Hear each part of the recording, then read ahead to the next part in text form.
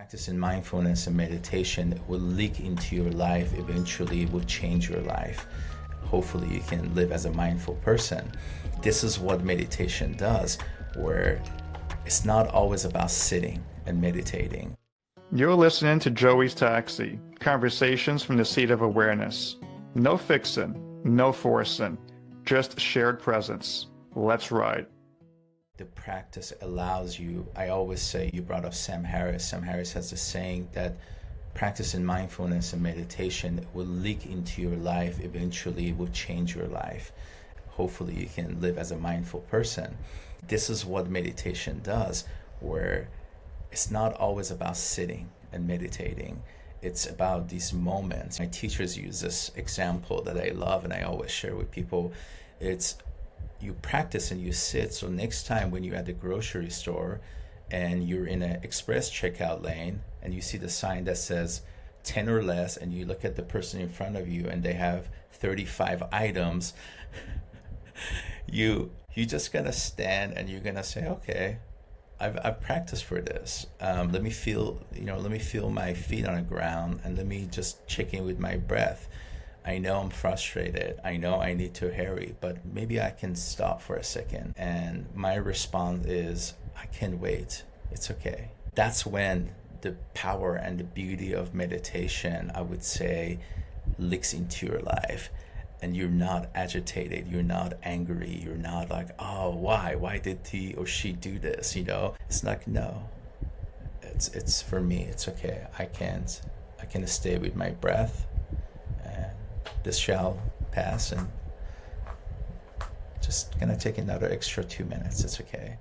That's when that moment comes in, the moment of awareness. That's something that I try to ask people to stay with the practice for at least a bit longer so they can see these little changes in their life. Because when we talk about meditation, everyone has this concept of just sitting down and thinking positive or not thinking, and it's like, it's more than that. That's why a lot of these teachers try to tell you that if you stick with it, it will eventually show the power and show the changes in you. You see that standing in a line in the grocery store, I can be mindful of what's happening instead of being on a program, just go and respond and react. Like, no, just pause for a second and see how that works. I remember the first time this happened with my own father,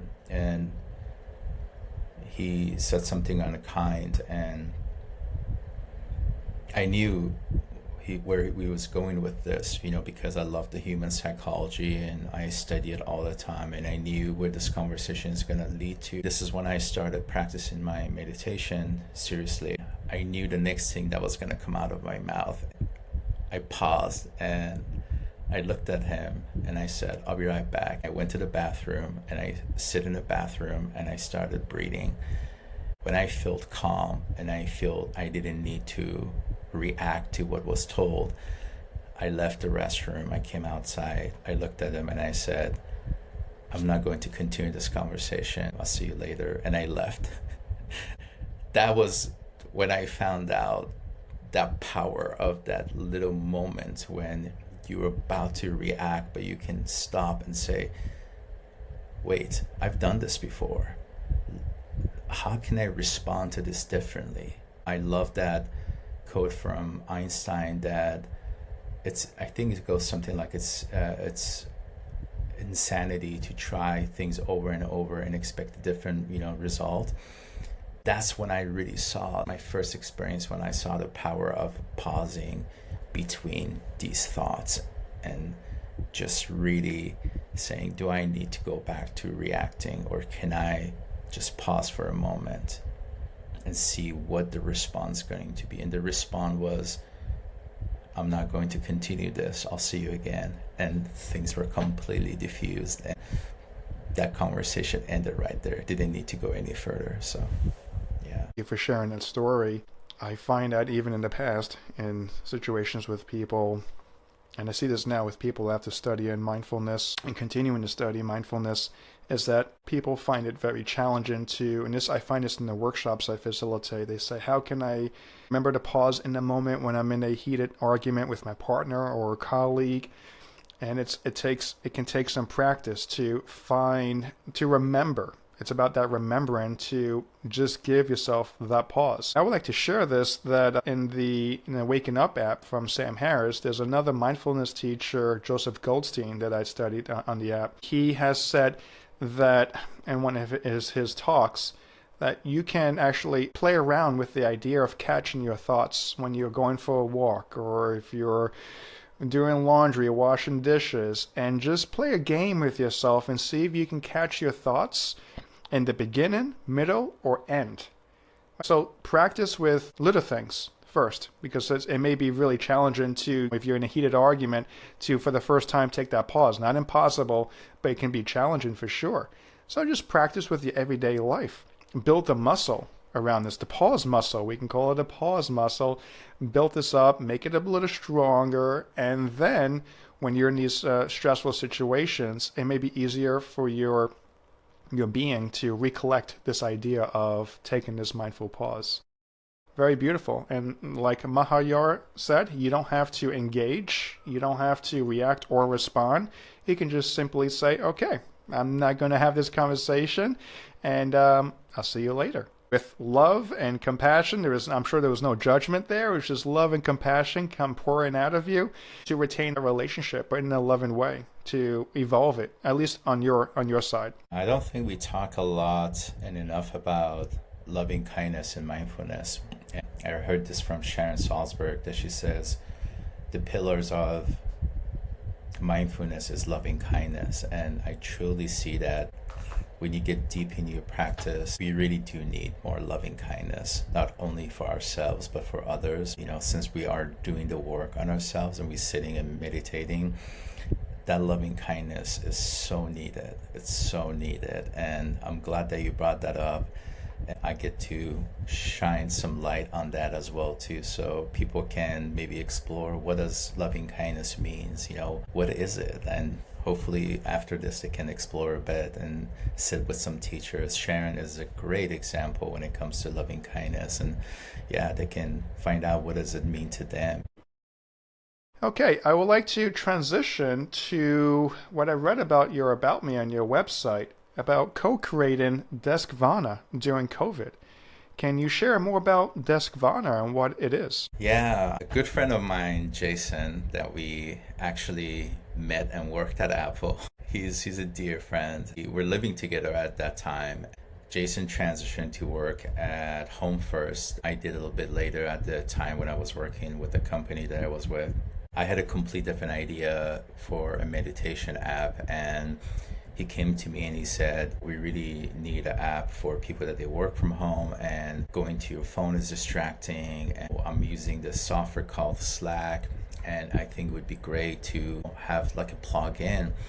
So we kind of explored that idea, and at the time we decided to create an app for Slack as an extension, so people can actually just do a backspace backspace breathing or Deskvana, and the app would come up, and they didn't have to leave their computer or go to their phone that was more distracting. They could just do a quick meditation or breath work on a computer before or after a meeting or whatnot.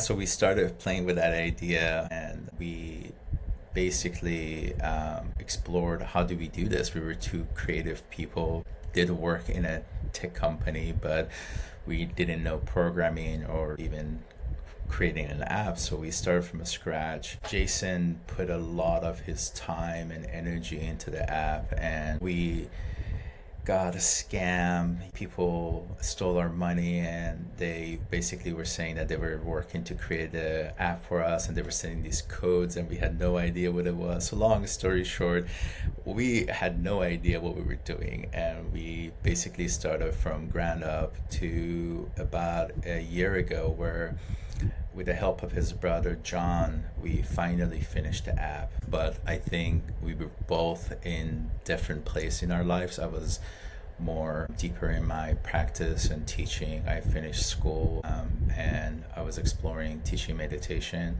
Jason was basically exploring moving up in his career and in the tech industry.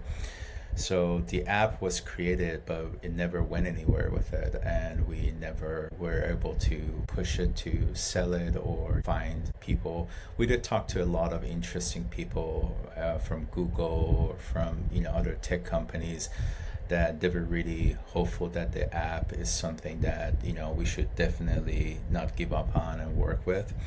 But at the beginning of the year, actually, we decided to move on and leave the app as it is and just explore our own career paths. It was a baby that was born, and the idea and the app during COVID. And like I said, I give a lot of credit to Jason because he really took a lot of the weight of the app and he really made it happen. I'm so proud of what we created with having no to little money to really making an app that it's actually exists now and it's out there. Yeah, we were pretty productive during COVID, I would say, trying to create something. Wow, we could have taken some time off and just relax and chill. But yeah, that's one of the highlights of the COVID, creating Deskvana with my good friend from Apple. I love the idea behind Deskvana, and I know it's on the shelf for now. Maybe perhaps in the future it will have some life on it. I think the concept in general is wonderful. This is just another way to give back to humankind. I like to stick to this mantra of leaving the world a better place than when I arrived on it. And this Deskvana sounds like it was a very creative, and it is a creative idea, but it actually can also lead to other doors opening up, other venues that you could not have imagined. This is the beauty when you allow life to happen for you, not by you. Just be open to the experiences. If something doesn't work, it doesn't mean that it's going to evolve into something else in the future. Everything has its own meaning behind it, and we're just here to go along for the ride, not to take things personally as well. Yeah. I would love to talk about, you do psychedelic integration work. And I would like to ask you, why do you think psychedelic integration is important? Now, I ask this because I have also explored plant medicines before. I've done ayahuasca, San Pedro, mushrooms. There was never ever a integration for those ceremonies. We did them, and then when you come out of it, you're on your own to figure it out. And it was quite confusing, to be honest, about my experiences after the fact, not immediately afterwards, because coming off of it, yeah, I'm feeling great. Life is wonderful. Everything is just pure love. There's love in the floor and the leaves and my clothes. Then when that sort of wears off, I'm back to square one. I'm back working at Apple, or I'm back doing something I'm not happy with. There was some sort of integration that was offered. I think it would have tremendously helped with understanding what I envisioned or what I experienced, and how can I take this into my everyday life instead of having to rely to jump back onto another ayahuasca ceremony or San Pedro. I see a lot of people here in Tenerife who just rely on plant medicines, and they live in the plant medicine kind of arena. They're unable to live when they're not on it or experiencing it. So yes, I would love to know why integration, psychedelic integration, is important for those who are exploring psychedelics. Good question, and I love that you kind of answered that question yourself, a little bit. It was beautiful, but to add to what you shared, kind of relating or moving on from something like Deskvana and creating an app to working with integration is, I think, ideas and products and things like that happens when we see there is an opportunity for something that doesn't exist. There's a need and you can't find anything out there.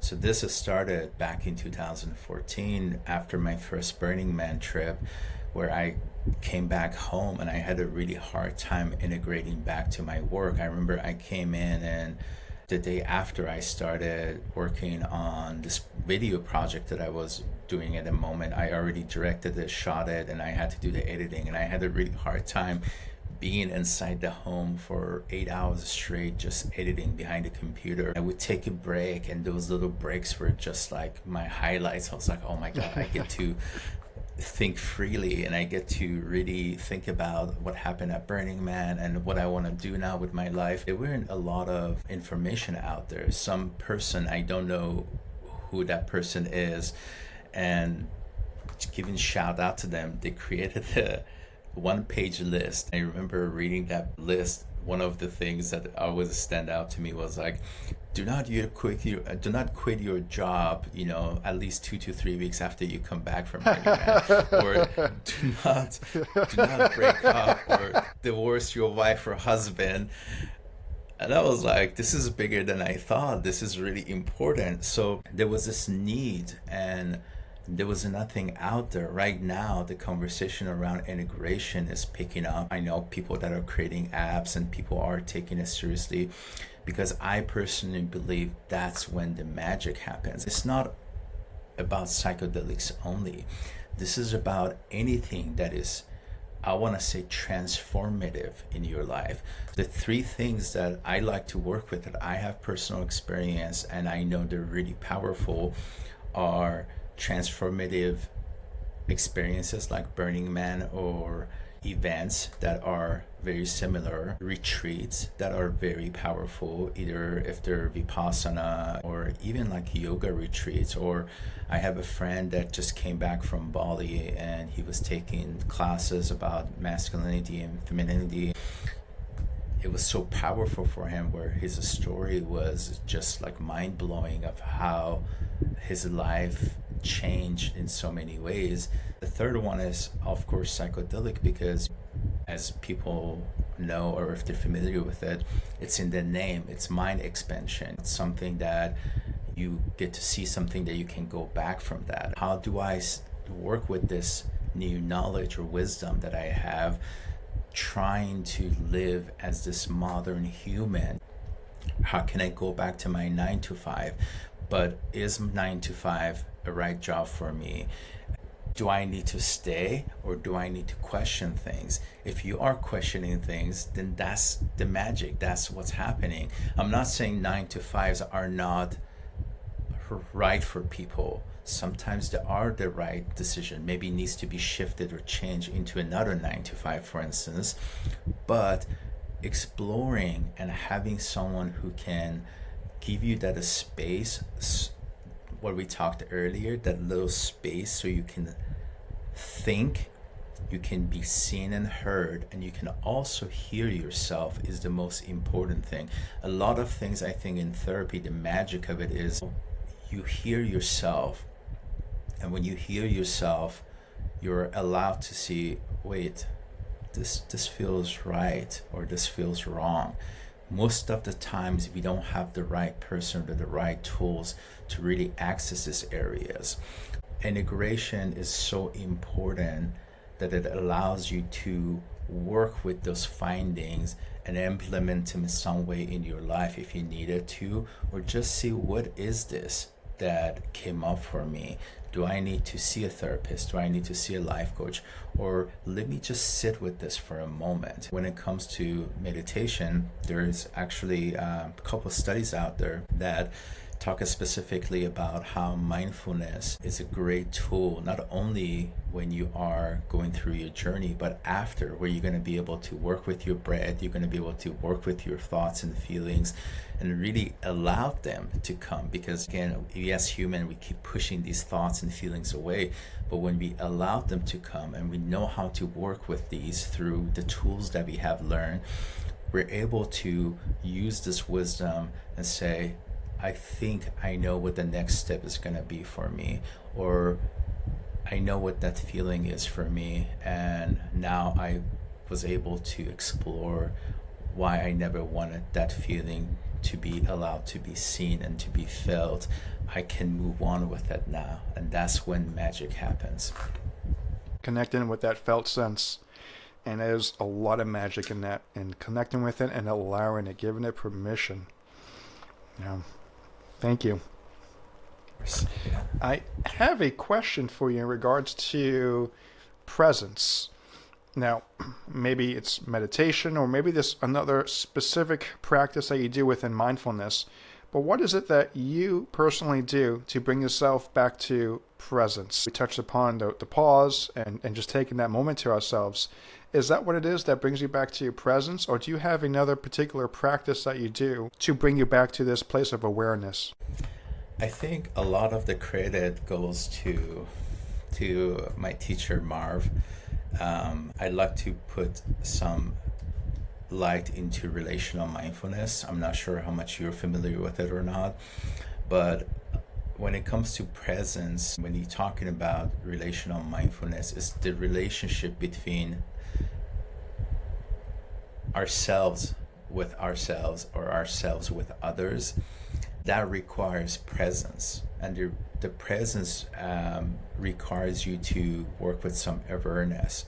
That can be learned through sitting in silence and having some practices that allows you to be grounded and in your body. Because when I talk to you, I can listen to you, but my thoughts and my mind can be in 10,000 different places. So one of the great practices that I've learned and I teach people is come back to your body by feeling your feet on the ground, or if you're sitting, feeling your thighs. Another one that I like to use is I rub my fingers like this. A lot of teachers, they have beats that if you notice that they play with their prayer beats.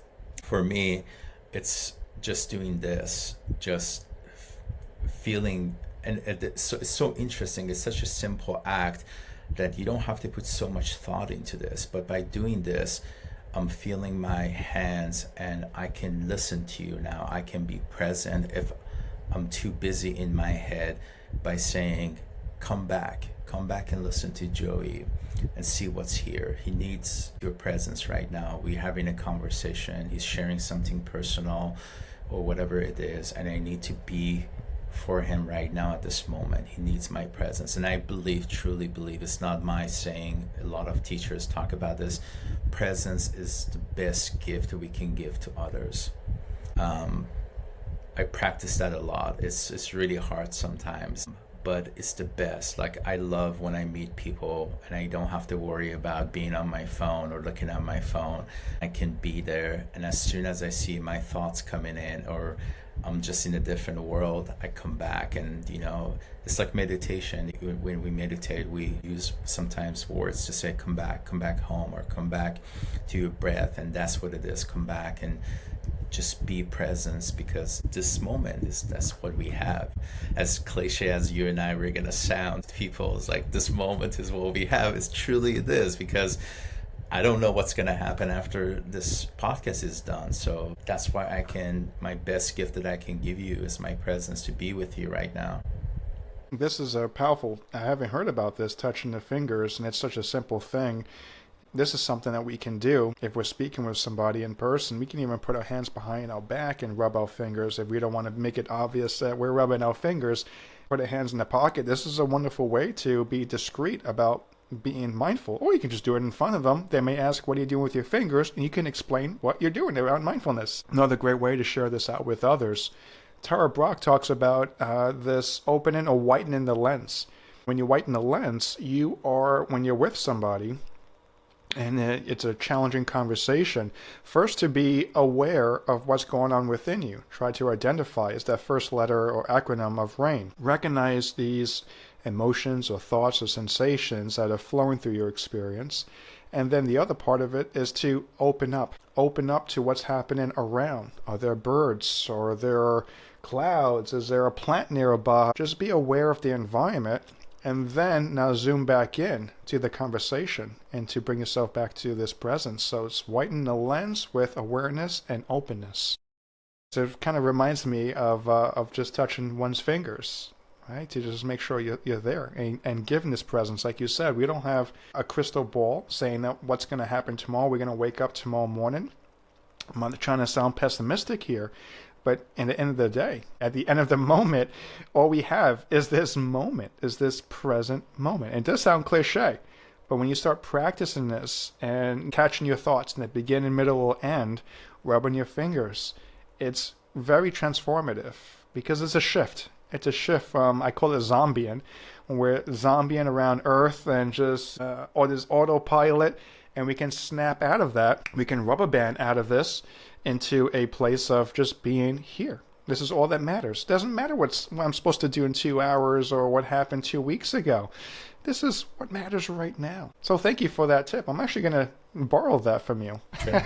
Oh, no, yeah, please. If one thing I want to add to what you said, Joey, is one thing that I've learned through my own practice and through my own teacher training program at UCLA was that how disconnected most of us are with our bodies. So going back to that first part of our brain, when it comes to recognition, we are intellectual beings, so we tend to process things through our brain and our mind. But the most important thing that I want to add to this is when you are specifically working with someone, let's take the word working away. Let's say you and I were just talking. Things are being processed in my head, but I think what's beautiful and what can be explored here is let me see what Joey's telling me is being felt through my body. Bringing ourselves back to our body, I think, is very important, is because I get to explore what you're sharing and seeing how this is being processed within my body. There's the brain and the intellect, and there's the wisdom part. That needs to work together, I would say. Otherwise, you're using one or two. And this allows you to, when you're sitting and you're talking to me, for me to process, let me see how this is being felt in my body. Let me see how his words are resonating with me at this moment. I understand what he's saying, but let me see how I feel about it. I think that's really important.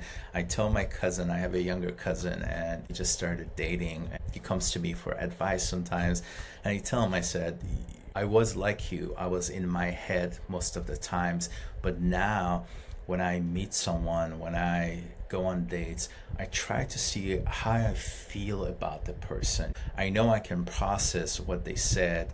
My brain is doing its own thing, but let me see how my body feels around this person. Am I calm?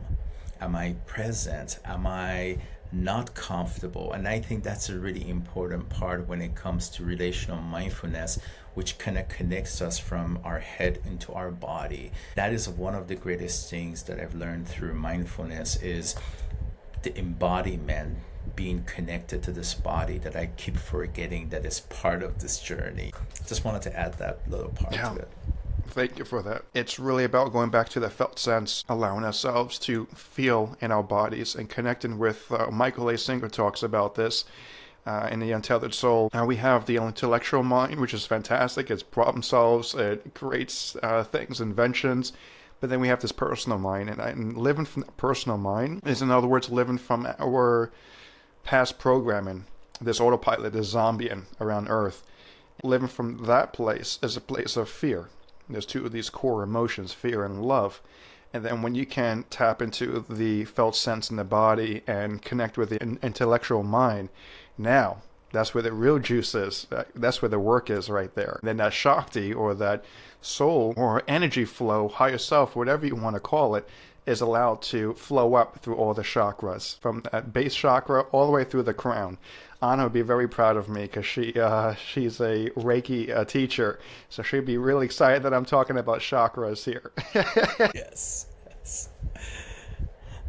More tools for people to explore and to find what works for them and what doesn't. Yeah. Please share your knowledge too. I love it. I'm learning from you as well.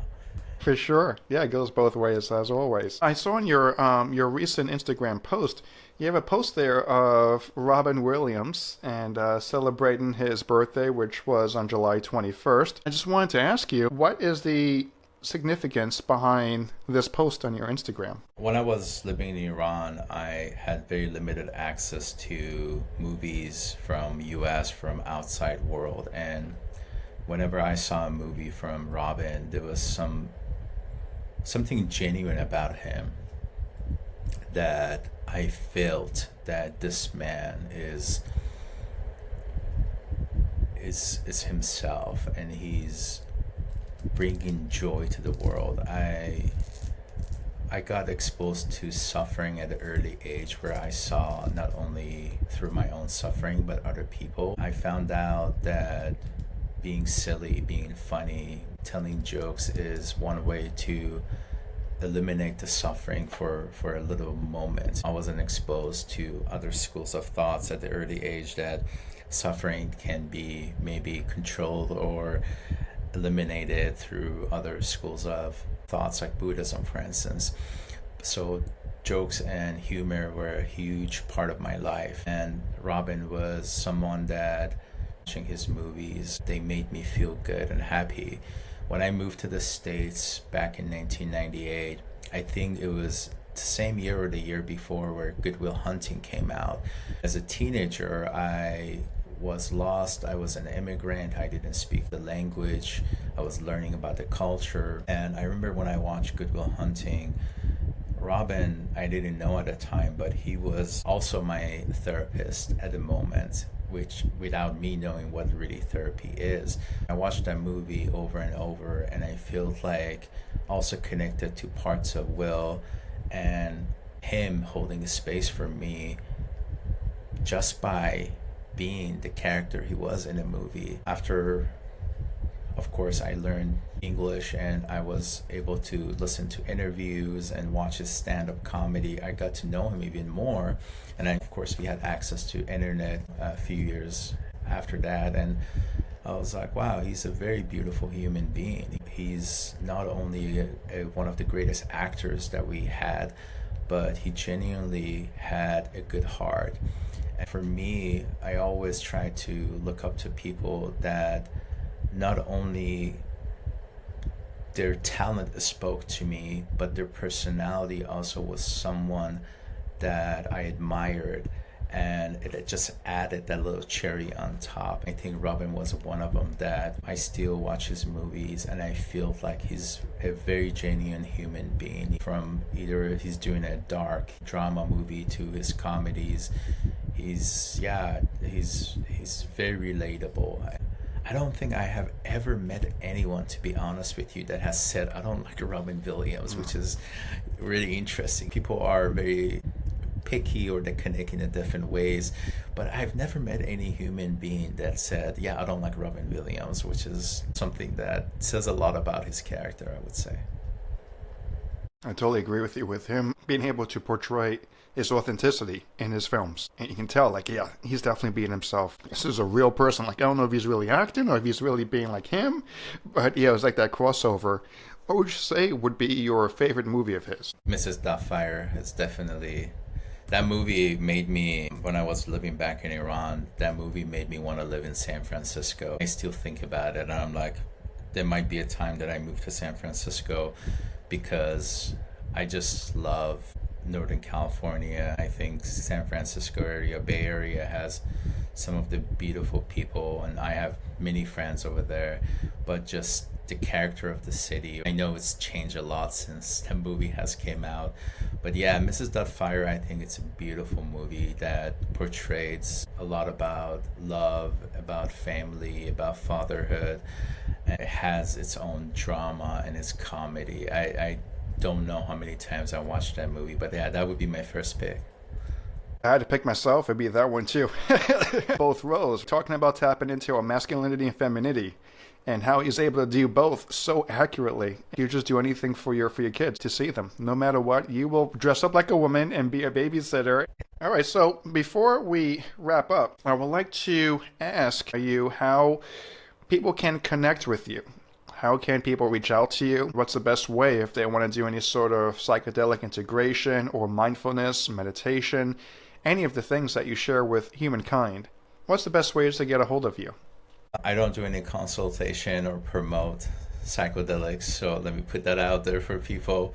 But if anybody needs help with integration from any transformative experience that they've gone through, either from retreats, vipassana, if it's through plant medicine or things like that, please reach out to me through my email. It's on my website, Responsibility to Awe. My social is on Instagram is Mahyar, Mahyar. so you can reach out to me, but highly recommend just sending me an email or reach out. I try to look at my DMs as much as I can, but those are going to be the two best way to reach out to me. Yeah. Great. And all those links will be in the show notes if you want to refer back to those. I'd like to mention that Mahyar is kind enough to have put together a Spotify playlist. It's on his website. There's a link in the bottom there. You can go to Spotify, and I've actually played around and sampled some of the music on there, and it's really nice background music to have for, I don't know if there's a specific reason you have that playlist, but for me it was like, wow, this is nice background music that I can play while I'm working. Is there a specific reason to this Spotify playlist? I think music is